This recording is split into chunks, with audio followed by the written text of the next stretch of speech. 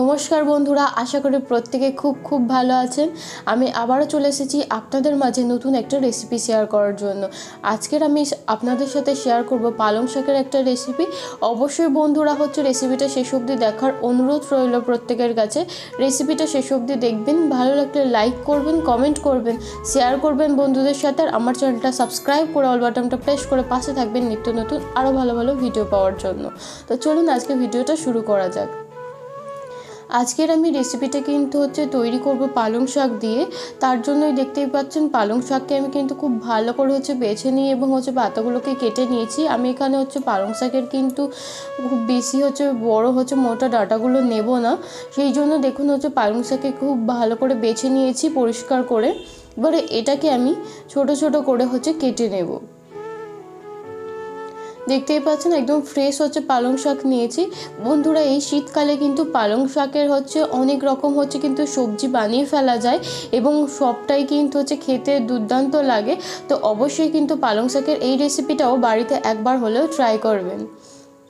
এই পালং শাকগুলোকে দেখুন আমি ছোট ছোট করে কেটে নিয়েছি।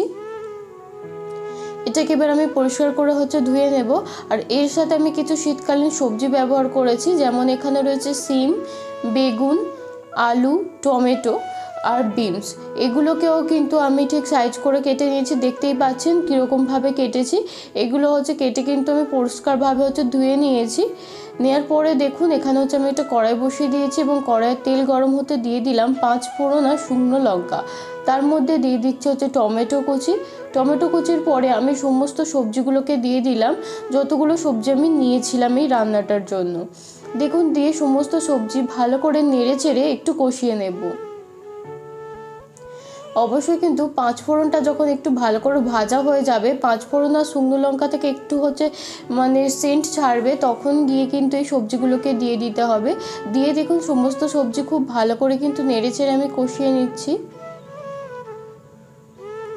একটু সময় দিয়ে কিন্তু এই সমস্ত সবজিগুলোকে ভালো করে ভেজে নিতে হবে, যাতে সমস্ত সবজির মধ্যে যে কাঁচা একটা গন্ধ থাকে সেটা চলে যায় এবং সবজিগুলো খুব ভালো করে যেন ভাজা হয়ে যায়।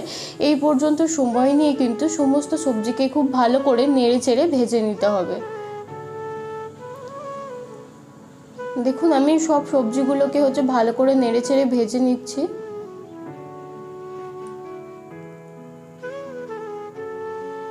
বন্ধুরা শীতকালে কিন্তু অনেক রকমের সবজি পাওয়া যায়। তো যদি আপনারা এই শীতকালে এরকমভাবে শীতকালীন কিছু সবজি দিয়ে এরকম সবজি বানিয়ে নেন, তাহলে কিন্তু এই শীতকালে গরম ভাতের সাথে কিন্তু জমে যাবে। দেখুন খুব ভালো করে ভাজা হয়ে যেতে আমি এর মধ্যে দিয়ে দিয়েছিলাম পালং শাক এবং পালং শাককে একটু নেড়েচেড়ে নেওয়ার পরে আমি দিয়ে দিলাম পরিমাণ মতো লবণ আর হলুদ। দিয়ে খুব ভালো করেও কিন্তু একটু সময় নিয়ে কষিয়ে নিয়েছি সমস্ত সবজি এবং দেখতেই পাচ্ছেন পালং শাকগুলোও কিন্তু খুব ভালোভাবে কষানো হয়ে গেছে। দেখতেই পাচ্ছেন পালং শাকও কিন্তু খুব ভালোভাবে নরম হয়ে গিয়েছে একদম। তো সমস্ত সবজি কিন্তু আমার কষানো হয়ে এসছে।